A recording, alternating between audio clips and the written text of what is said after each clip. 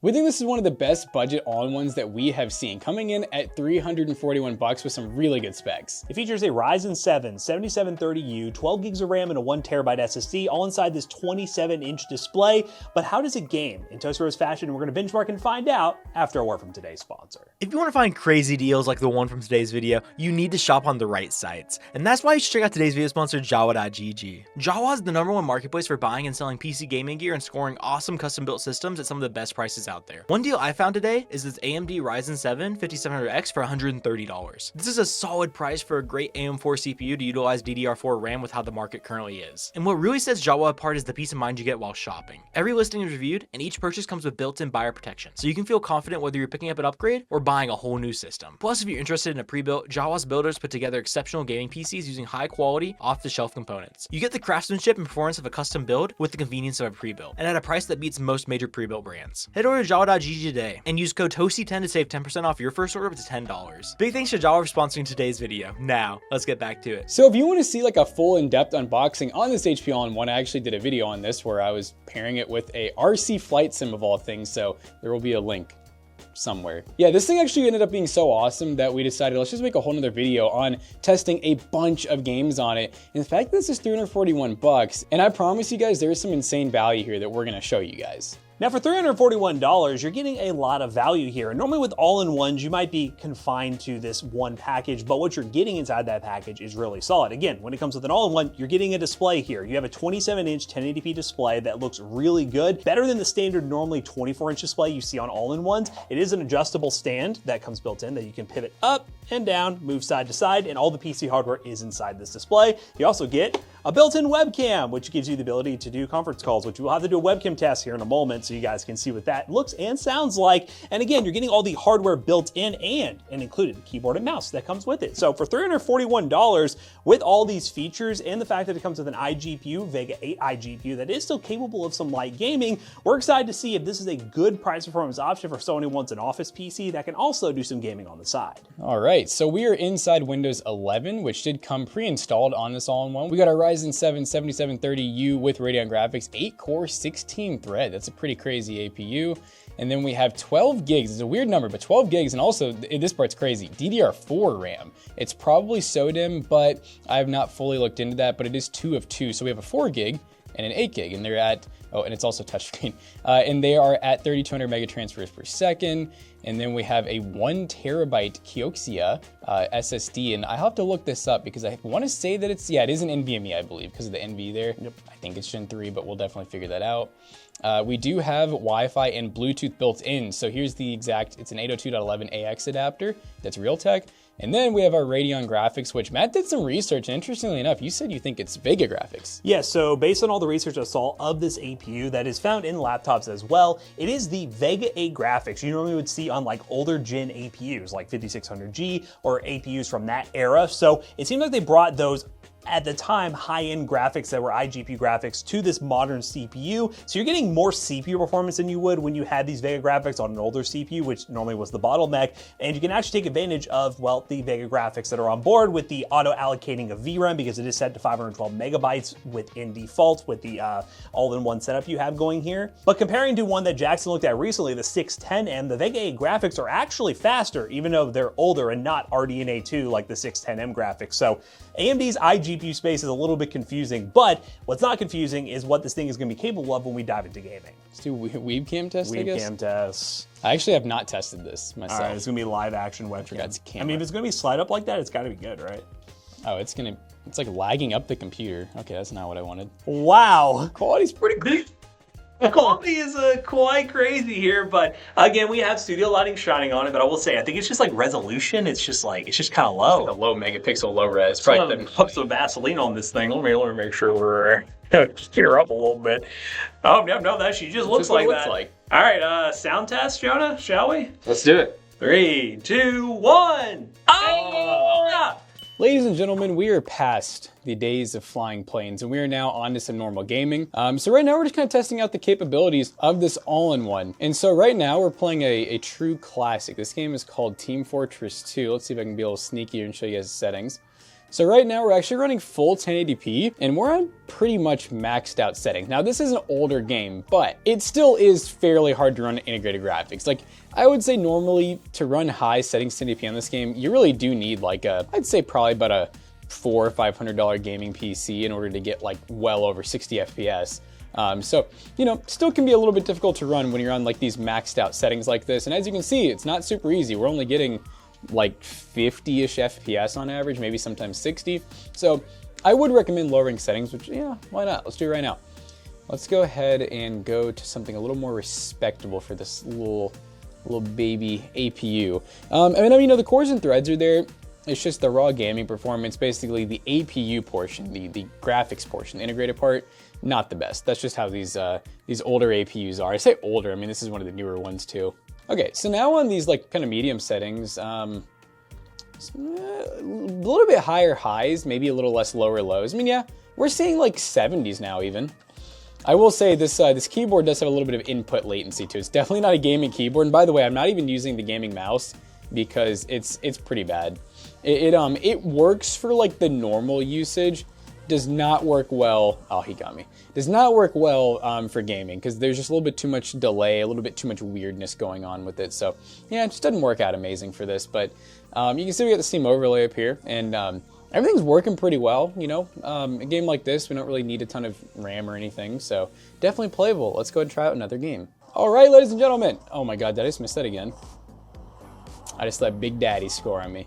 Okay, so this is Rocket League, another esports game. That's going to be the trend here, by the way, with this PC. Esports. That's it's an APU. It's an older APU at this point too. Right now we are running no anti-aliasing, just 1080p, pretty much like the lowest settings we can do in 1080p without going 720p. And I don't think we're going to need to actually. I am playing on mouse and keyboard, by the way. I'm already not great at this game, but even worse on mouse and keyboard because I don't even know the controls. But you guys can see it's playable. We're actually getting, you know, 70s, 80 FPS. Actually, mad respectable. Okay, sometimes into the 60s, but still, we're maintaining above 60 most of the time, and I think that that's a dub in itself. We could go down to 720p, and that would obviously get us some more performance, but I'm pretty happy with this. I will say, too, I did some more Windows updates and stuff, too, and that seemed to get me a little more performance, because a little spoiler is I did already do a benchmark run, and the cameras were out of focus. Yeah, pretty cool, huh? So anyways, Rocket League, very playable. I'm still gonna probably get clapped and everything, and that's okay. And I do have one more game that's gonna be the most demanding game that we play. It is called Counter-Strike 2. And this guy's gonna score. Oh my God, he sucks. He sucks. Oh, a little bit of lag spike. Loading something in, I guess. Yeah, CS2 is definitely gonna be very, very demanding. I don't know how playable it's gonna be, if it'll be playable at all. So we'll see. Let's see if I can style on this real quick. Nope, I suck myself. All right, let's go on to the next game. All right, so this is Counter-Strike 2. And right now we are running really low settings. Because like I said, this game is not as easy to run as it used to be. All right, so right now we're actually running 720p. I don't know why my brightness is turned down. We're running 720p, and we're running like pretty much the lowest settings that we can. I guess this could be set to performance. See what that does. So performance set to like the lowest preset, 720p. It's not running amazing. I mean, it's running. It's so far not getting any super like hardcore lockups or anything. It did when I first started. I think we're still doing shaders basically. Dang, I'm killing these bots, this shoddy. I mean, okay, 60s most of the time, sometimes dipping down to like the 50s. So not amazing, but I said not amazing. I mean, not good. But this game is a lot harder to run. Like CS actually doesn't just run it anything like it used to. Now that it's CS2, and they're on, are they on Unreal Engine 5, I think? They've made it a lot harder for this game to run. And like to actually max out settings in this game, you'll tank some FPS even on some really high-end systems. It's kind of crazy, but that's the world that we live in. But I'm just glad that we're playing. You know what I mean? We played every esports game I threw at it. We had to change some settings. That's how these cheaper systems are. But you're getting a keyboard, a mouse, a monitor, a webcam, speakers, a full PC inside. You're getting everything you need for like $340 after tax and shipping, you know, depending on what kind of deals you can find on eBay. And this was not hard for me to find. This was like the second result that came up.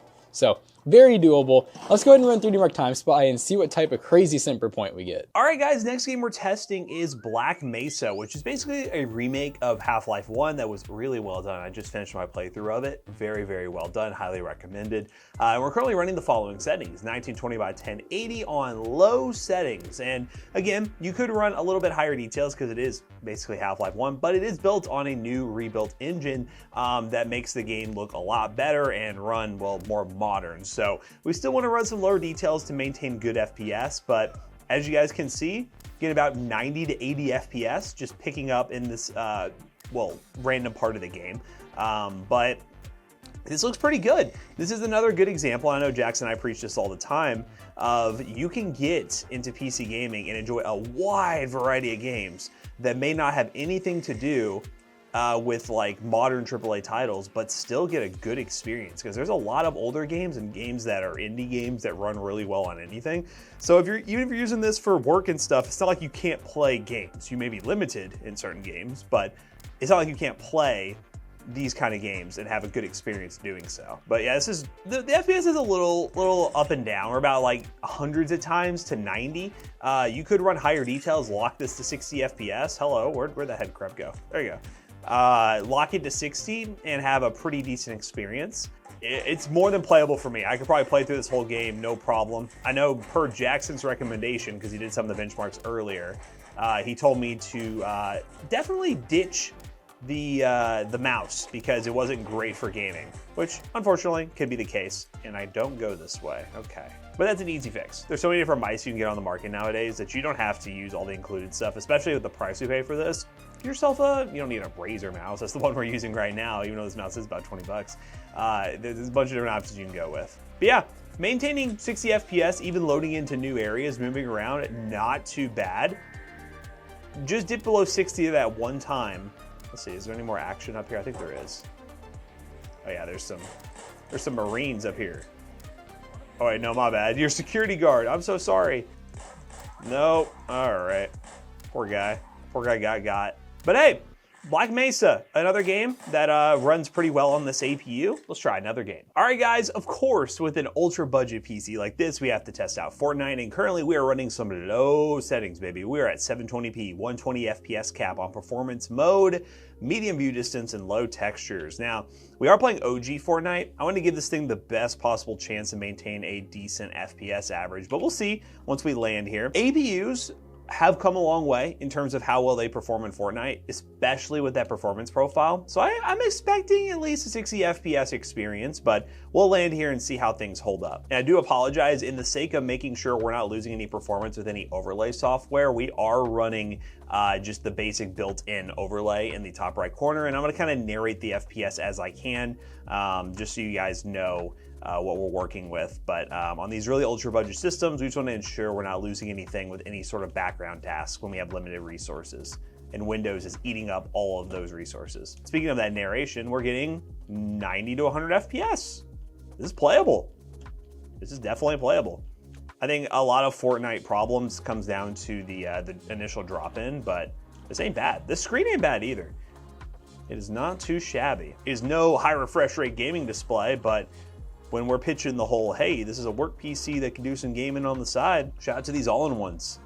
They're not bad. The lows we're getting is about 74 FPS and highs are about a 118, but we're not getting major stutters. It's loading in just fine. Oh, there you are. Just a little one tap. They were like, I need meds. Boom, done. All right, A-ball. Nice wall you built there, buddy. I'm gonna act like this is just no build, and I'm just gonna ball. Now, as we're loading in and kind of chunking a little bit, we are getting below 60 FPS at times. And I will say 720p doesn't look amazing on a 27-inch display. It doesn't look great, but when we're talking like pure performance, trying to get the most FPS we can out of it, I think 720p is a good choice. Or you could go 1080p with lower render scale. But I think either way, it's gonna look a little blurry. That's for sure, it's gonna look a little blurry. I do not like gaming on a membrane keyboard. I know I'm definitely spoiled by saying that, but oh my goodness. I'm pushing him.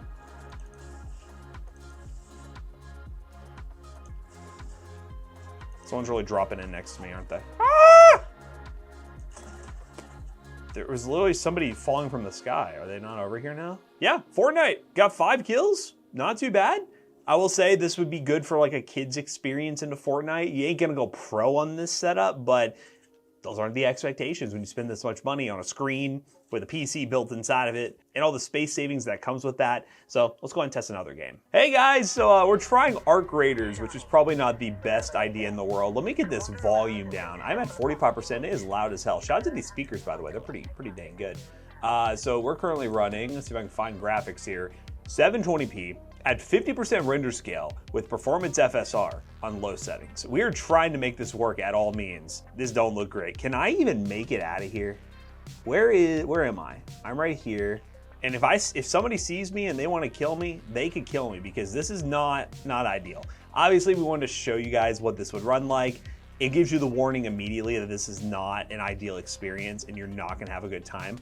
But we want to show you anyways that you can run it, at least, which is cool. But I mean, shout out to our graders. I'm surprised this game even launched, but it does seem to work in a somewhat playable state. I'm gonna mess with that render scale. I feel like I have a little more left in me.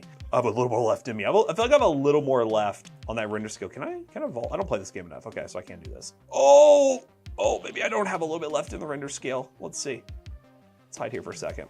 I think the render scale is what's really killing us. Can I get at least 79%? Can I make it a little more visible? Okay, it's a little visible, but I will say the FPS is still not great.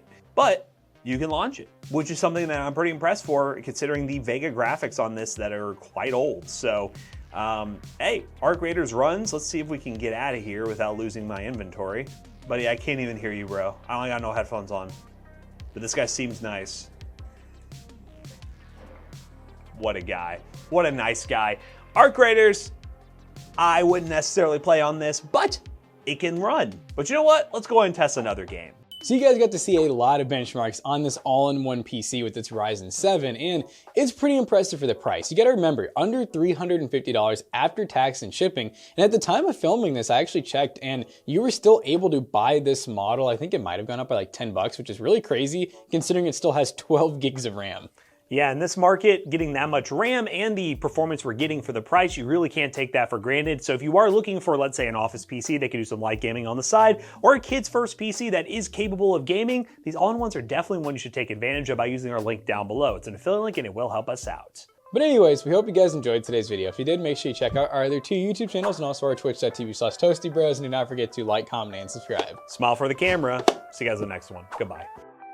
Don't let them spy on you. You know who doesn't spy on you? PCBros.tech. We don't. Literally, we don't spy on you. We just sell you gaming PCs, gaming laptops, and this all-in-one that's going to have a PC Bros. And this is a part of the flight sim setup we're selling? This is, yeah. We actually have an RC flight sim you can come and play with. So there you go. You can play with it. You can have fun. PCBros.tech. Use code ToastyBros on checkout. You will save 3% on your next purchase. See you guys later. Goodbye.